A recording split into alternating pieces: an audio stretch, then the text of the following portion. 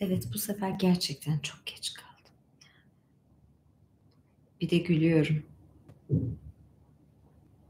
Saatlerdir bekletiyorum. Ya ne oldu biliyor musunuz? Şimdi duyurayım, diğer taraftan da link verip duyurayım. Zaten benim stüdyoya gelmem saat 9.30 falan buldu. Ancak toparlanıp ne giyeceğimi karar verip ona göre oje sürüp hazırlandım falan. Ondan sonra bir çorap giydim, baktım hiç uymuyor. Çok hiç olmadı. Yani koltuk falan değiştirdim ben. Şu kıyafeti giyindim. Aa dedim koltuğu taşımam lazım falan. Soyundum dökündüm tekrar koltuk taşıdım. Işıkları ayarladım. Aynada patlıyordu. Yani böyle işte. Saçımı toplayacaktım bir de güya. Aa, olmadı. Gördüğünüz gibi ben ama duyurayım Instagram'dan. Şu dağınık saçlı olmaz ama. Ne yazdığınızı şimdilik göremiyorum. Birazdan bakacağım. Deli saçı. Dağınık deli saçı. Kesinlikle yani gördüm. Ece herhalde ileri yaşların çılgın bir kadın olarak ilerleyecek böyle tam deli saçları, renkli renkli şeyler, gözlükler, pembe şeyler falan filan öyle bir şey olacağım ben büyük ihtimalle ileri yaşlarımda. Yani bilmiyorum yani. Şöyle bakayım. Yani bu linki bir bulmam lazım.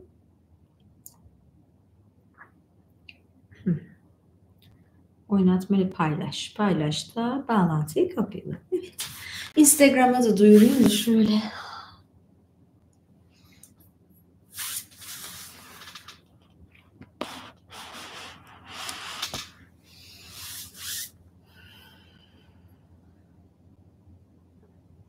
Herhalde İran masalı okuyacağım. Bir gece masalı okumaya kalkarsam çok uzun sürer. Daha bulamadım da. Bir İran masalı okurum.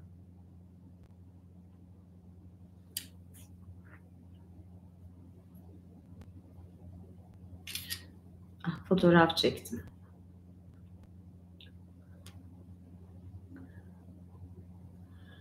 Evet sevgili Instagram takipçilerim, ben YouTube'da canlı yayına geçtim ama size haber vermeyi yapamamışım henüz. Aceleden. Şu anda ben YouTube'da canlı yayındayım. İşte burada linki de koyuyorum.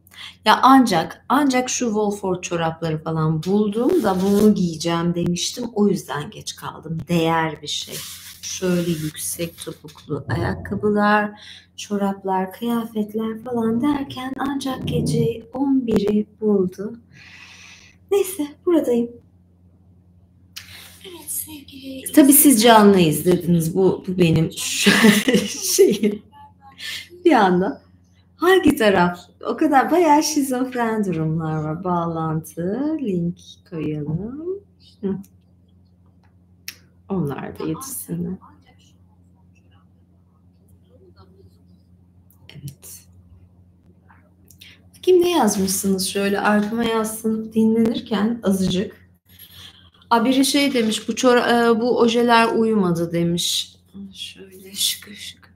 Yani haklı olabilir ama şimdi tekrar değiştiremeyeceğim. Bu arada görüyorsunuz ne kadar kaşlarımı çatabiliyorum bayağı ciddi. Yani botoks yok. Yaptıracağım. Tekrar yaptırayım da birazcık ama botoksuz kalayım demiştim. O yüzden bu böyle.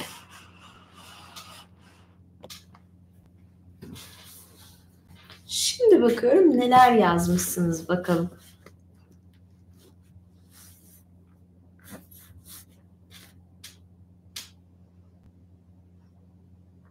Yani iyice saldım gibi. Hadi bakın. Ne yazdınız? Evet bakacağım. Çin tanrıçası mı? Ay teşekkür ederim. Yeni gördüm mesela. Evet tanrıçamız geldi. Hoş bulduk.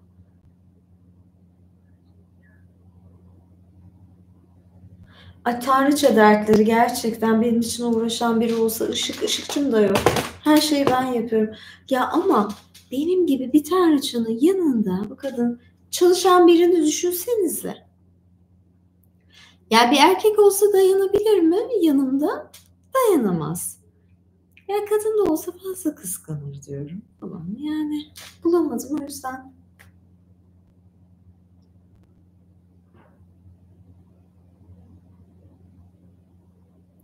İtalyan oturuşum. Ya bu İtalyan oturuşu ne ben de bilmiyorum. Bazı böyle diyorlar. Çorap başlığı neden geç kaldım biliyor musunuz? Bir tane bordo çorap giydim. Uyar diye düşünüyordum mor. Bir tane mor çorap provası yapacağım. Ama henüz yapmadım. Provasını yapmadan da giyemem. Onu şey yapamadım. Ondan sonra dedim bordoyu giyeyim. Bordo giydim çok kırmızı durdu. Tüm kıyafeti tekrar değiştirdim. Bordo püsküllü yepyeni bir etek giyiyordum. Ona üst bulamadım. Tekrar üstümü değiştirdim. Onları bir kenara attım. Tekrar bu muhteşem şeyi giydim. İtalya'dan almıştım. Bayılıyorum buna. Bunu giydim. Etek falan harıl harıl çorap aradım. 30 çorap arasında. Bu önceden provasını da yaptığım çorapları şey yaptım. Sonunda yani en güzeli bu oldu.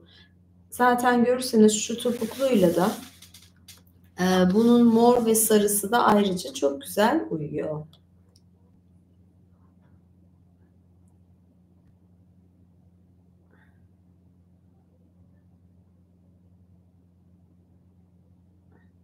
Yemek yoksa ya diyorum çalışan bu ben güvenir miyim? Gönüllü zaten neler yapmaya hazır bir sürü insan var. Çorabı kaçırmayayım. Gerçekten azıcık çizilmiş. Taytlı kedi videosu. Bilmiyorum. Bilemiyorum. Gelir.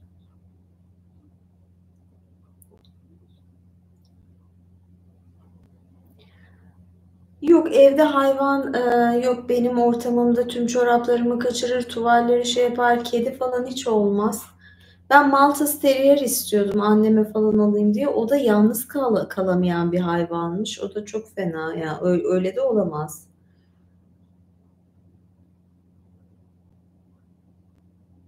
Bu siyah değil, çok koyu bir füme çorap.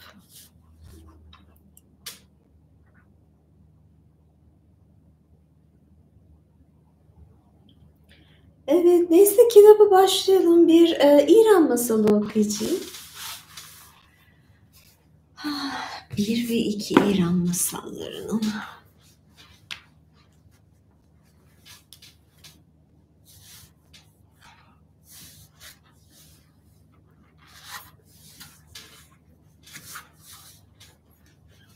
Acaba hangisini seçsem? Deveye binen tilki, akıllı tavşan, aç adamın inancı. Bakalım şöyle bir şey yapalım. Bir kişinin söylediği numaradan kitap masal seçeceğim. Kimin söylediği olacak bakalım. Bana bir sayı söyleyin. 31. Sizden de bu çıkardı zaten. 31. İki tane 31 geldi. Ay gerçekten herkes 31'ci. Ha, bu kadar olur.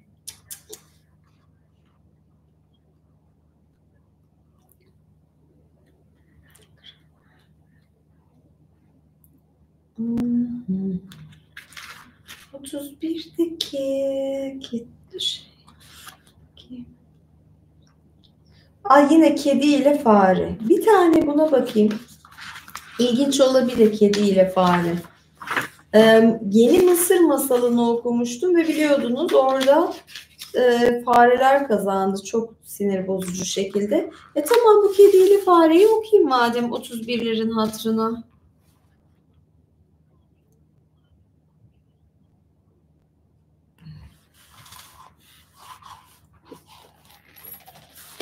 Evet ortaya geçeyim bakayım. Biraz daha mı loş ışık yapsak? Yoksa iyi mi böyle?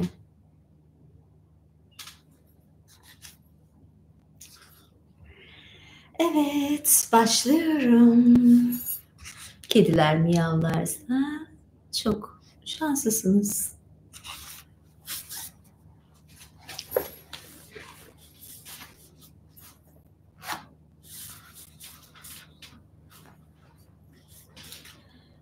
Kedi ile fare. Göklerden gelen bilgilere göre İran'ın Kerman şehrinde bir zamanlar ejderhaya benzeyen bir kedi yaşarmış. Keskin gözlü bu kedi bir aslan gibi avlanırmış ve bu kedinin insanı hayran bırakan gözleri, uzun bıyıkları ve sivri dişleri varmış. Vücudu davul gibi gergin, tüyleri gelincik derisi gibi güzelmiş. Ne yeni evlenmiş gelinler ne de misafirlerinin mutlu yüzlerini gören misafirperver ev sahipleri. Bu kediden daha mutlusu yokmuş. Bu kedi dostlarının arasında yaşarmış. En yakın arkadaşları saplı tencere, bardak, avludaki sütlük ve örtüsü serilmiş yemek masasıymış. Bir gün şarap mahzeninin açık olduğunu gören kedi bir fare yakalamak umuduyla neşeyle mahzene dalmış ve bir şarap şişenin arkasına saklanmış. O anda duvardaki delikten koşarak bir fare çıkmış. Çabucak şişeye tırmanmış, kafasını sokmuş ve o kadar hızlı, o kadar çok şarap içmiş ki oracıkta sarhoş olmuş.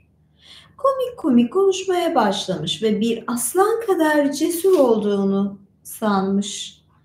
"Nerede o kedi?" diye bağırmış. "Bıktım artık o kediden. Gelsin de savaştaymış gibi koparıvereyim kafasını. Karşımda kedi göreceğime köpek göreyim daha iyi."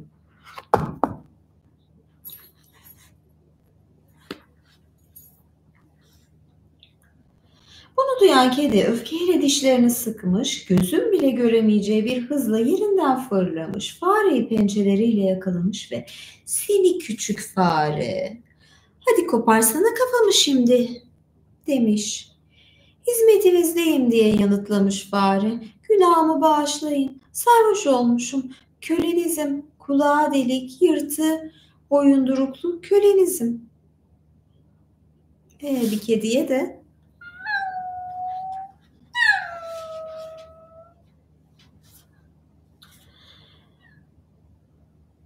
"Amma çok yalan söyledin," diye yanıtlamış kedi. "Senin kadar yalancısını hayatımda görmedim. Dediklerinin hepsini duydum. Şimdi günahının cezasını canınla ödeyeceksin. Ölü köpeklerden daha çok ölü yapacağım seni."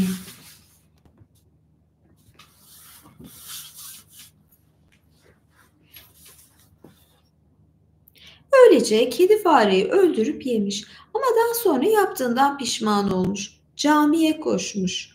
Ellerine su döküp inananların namaz saatinde yaptığı gibi abdest almış. Sonra İranlıların kutsal kitabındaki güzel ayeti Allah'a okumaya başlamış. Bu vesileyle tövbe etmiş.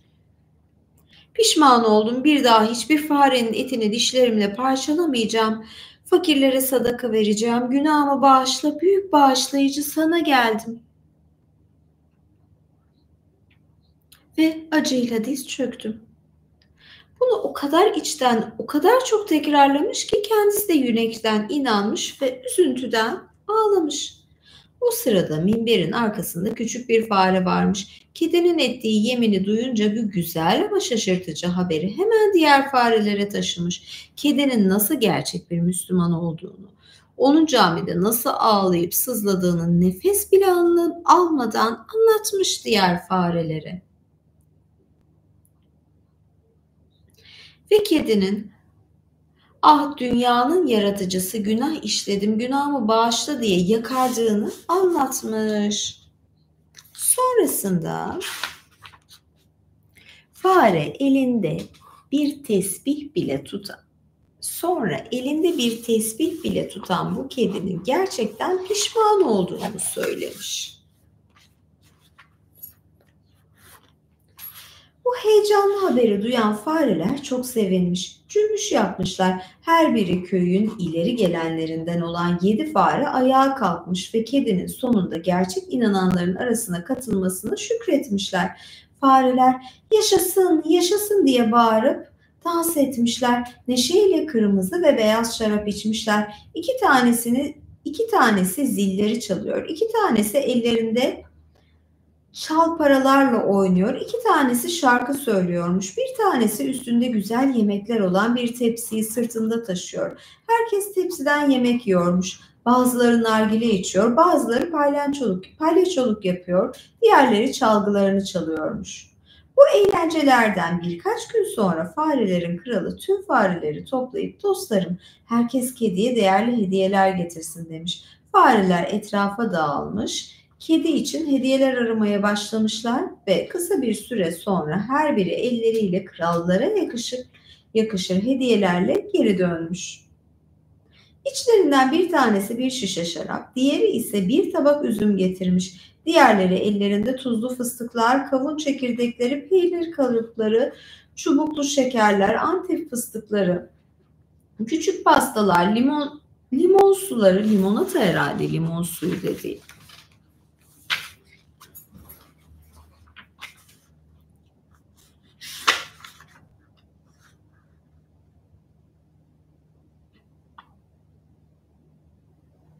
Hint eşarpları, şapkalar, şallar ve birçok hediyeyle geri dönmüşler. Fareler hediyelerini dikkatlice kedilerin kralına getirmişler. Kralın huzurunda saygıyla alınlarını yere değene kadar eğilmiş ve onu selamlamışlar.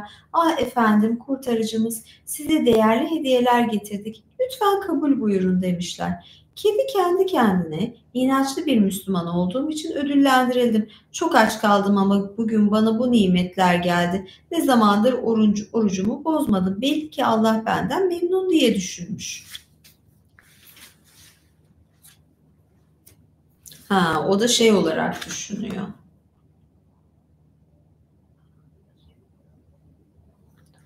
Nerede?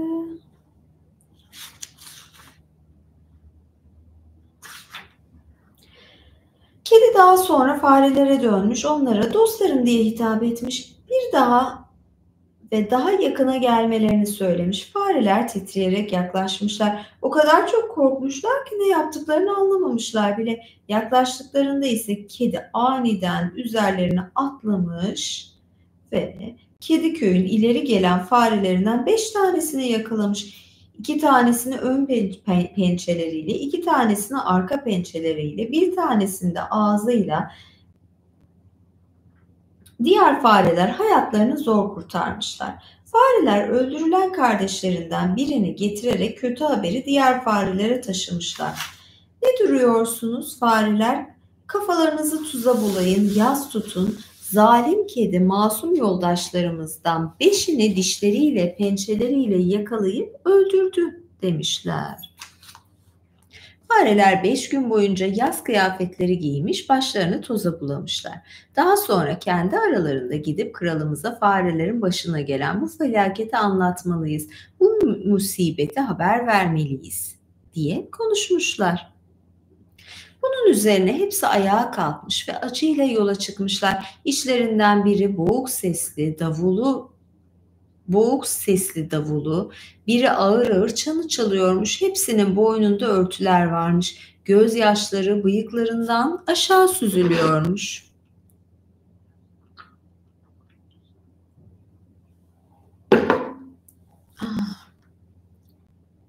Buraya vardıklarında kral tahtında oturuyormuş. Fareler saygılarını sunarak demişler ki, Efendimiz bu sizin kullarınız. Efendimiz biz sizin kullarınızız. Ay bunu ben diyemiyorum. Tabii bana bunu diyorlar.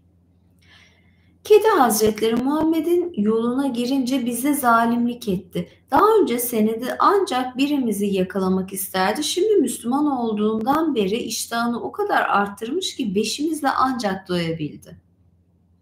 Bunun üzerine kral o kadar büyük bir öfkeye kapılmış ki kaynayan bir tencereye dönmüş adeta. Ama fare heyetine karşı çok nazik konuşmuş. Onları misafirleri olarak ağırlamış ve kediye öyle bir ceza vereceğim ki bütün dünyaya bu haber yayılacak.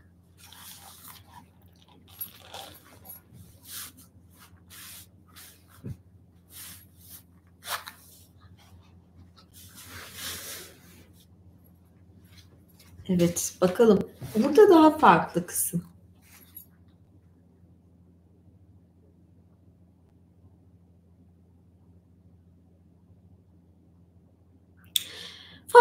acısını gören kral ölen farenin görkemli bir törenle gömülmesini emretmiş. Yememiş miydi fareyi? Ölen fare sanki kraliyet ailesindeymiş gibi bir hafta boyunca ağıtlar yakılmış, lezzetli şekerlemeler hazırlanmış. Bunları sepetlere koyup yaşlı gözlerle mezara taşımışlar. Cenazeden sonra kral ordusunun belli bir günde şehrin etrafında alabildiğince uzanan büyük kumlu ovalarda toplanmasını emretmiş. Daha sonra onlara şöyle demiş: Askerlerim, yiğitlerim, kedi vatandaşlarımıza kötü davranıldı. O bir kafir ve kötü kalpli, doğuştan vahşi, Kerman şehrine gidip onunla savaşmalıyız. Böylece 330 bin fare kılıçlarıyla, silahlarıyla, mızraklarıyla, ellerinde cesurca dalgalanan bayrakları ve sancaklarıyla yola çıkmışlar. Çölden geçmekte olan bir Arap kendini hızla ilerleyen bir devenin üzerinde uzun bir direkle dengede tutarak bu büyük ordunun geçişini izlemiş ve o kadar şaşırmış ki dengesini kaybedip düşmüş. Farelerin birkaç alayı adamın düşüşü yüzünden yerlerinden sıçramışlar ve hiçbir şey onları korkutamamış ve yollarına devam etmişler.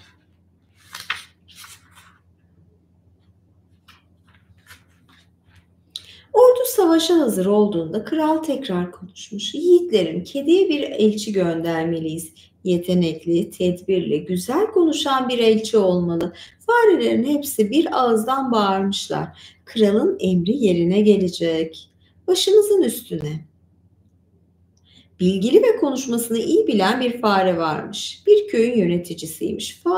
Kral bu farenin Kerman şehrindeki kediye elçi olarak gitmesini emretmiş. Daha adı kralın ağzından çıkmadan bu fare en öne fırlamış ve çöl rüzgarı gibi hızla yola çıkmış. Kedinin önünde cesurca dikilmiş ve demiş ki: Buraya farelerin kralının elçisi olarak geldim. Acı ve yorgunluktan belim büküldü. Şunu bil ki efendim, sana savaş açmaya kararlı. Buraya ordusuyla senin kafanı koparmaya geldi. Kedi kükreyerek cevap vermiş. Git kralına söyle, toz yuttururum ona. Canım istemedikçe bu şehirden çıkmam. Daha sonra güneşin kenti Horasan'dan Kerman'a savaşçı ve avcı kediler çağırmak için ulaklar göndermiş. Ordusu hazır olduğunda kedilerin kralı ilerleme emri vermiş. Bir sonraki gün kendisinin de gelip onlarla savaşacağına söz vermiş. Her biri aç bir kaplan gibi olan kediler at üstünde yola çıkmışlar. Dişlerine kadar silahlı, öfkeyle kaynayan fareler de küheylanlarına binmişler. Allah, ay, Allah, Allah diye bağıran ordular kınlarından çıkardıkları kılıçlarıyla birbirlerinin üstüne at sürmüşler. O kadar çok kedi ve fare ölmüş ki atların ayaklarını koyacakları yer kalmamış. Kediler cesurca dövüşmüşler. Acımasız saldırılarıyla farelerin ilk savunma hattını kırmışlar. Bu hattın gerisinde birçok amir ve şef öldürülmüş. Fareler savaşı kaybettiklerini düşünerek yiğitler başlarınızı toza bulayın diye ağlayıp bağırarak geri çekilmeye başlamış. Ama daha sonra yeniden toplanmışlar. Peşlerinden gelenlerle birlikte kedi ordusunun sağ kanadına saldırmışlar. Savaşın en zorlu anında atlı bir fare kedilerin kralını mızrakla vurmuş. Atlı fare nasıl olur ya? Yani ata binen fare, koca ata binen bir fare. Kral da bayılıp yere düşmüş. Kedilerin kralı daha ayağa kalkmadan fare üzerine atlamış ve onu farelerin kralına esir olarak götürmüş. Kediler o gün yenilmiş ve kasvetli bir şekilde Kerman şehrine geri dönmüşler. Kediyi sıkıca bağlayan fareler bilinci kapanana kadar onu dövmüşler. Ovada davul sesleri ve sevinç çığlıkları birbirine karışmış. Daha sonra farelerin kralı tahtına oturmuş ve kedinin huzuruna getirilmesini emretmiş. Hain demiş kral. Neden yedin ordumu? Şimdi farelerin kralının diyeceklerini dinle. Kedi korkuyla kafasını kaldırmış, sessizce beklemiş. Birkaç dakika sonra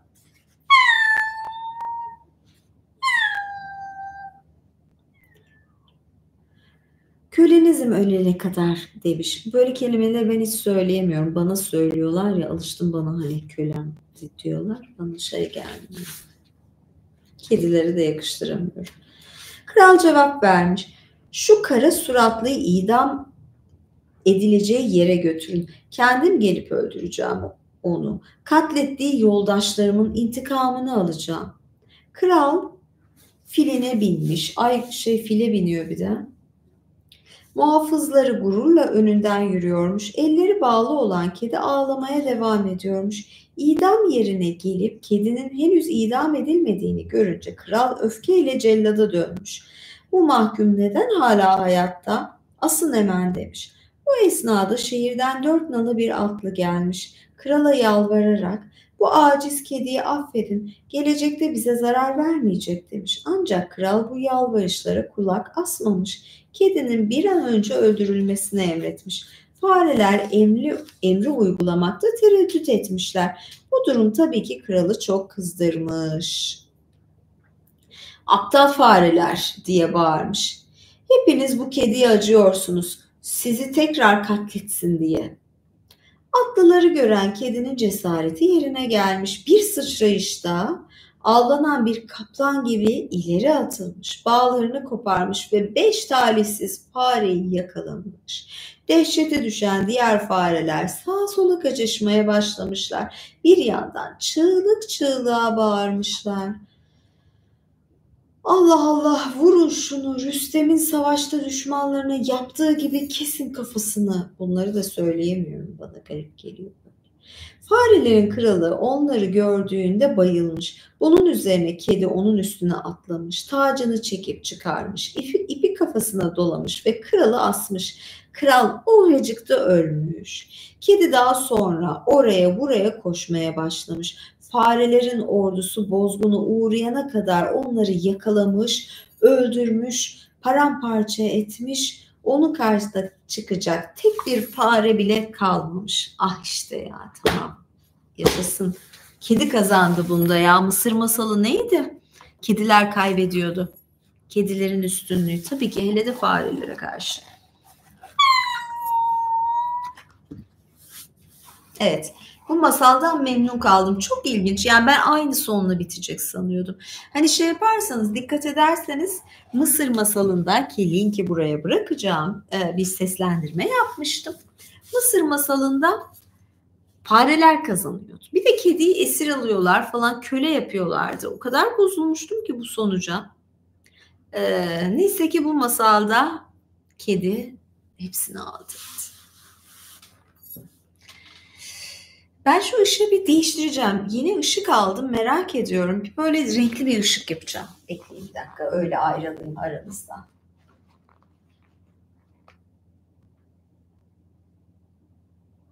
Bakayım fark edecek mi kırmızı?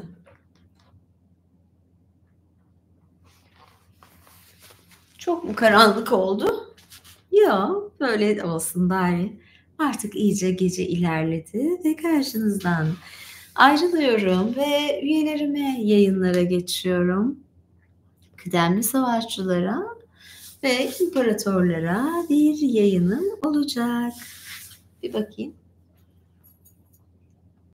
yorumlara.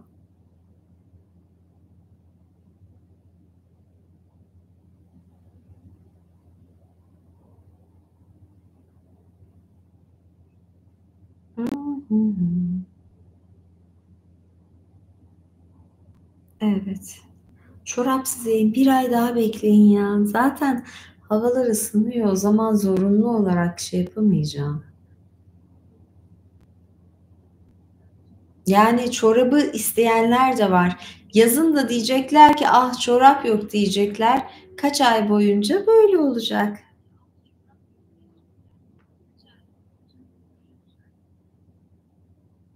Evet, tapınmak isteyen üye olsun. Çok haklı. Görüşmek üzere diyorum. Üyelerime yayınlara geçiyorum.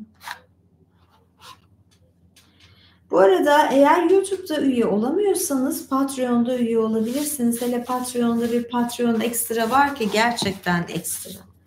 Yani ekstra ve full paket alabilirsiniz. Hele yurt dışındaysanız Tavsiye ederim çünkü yurt dışında olanlar pek YouTube'a üye olamıyorlar. Tavsiye ediyorum. Görüşürüz. Hoşça kalın. İyi geceler.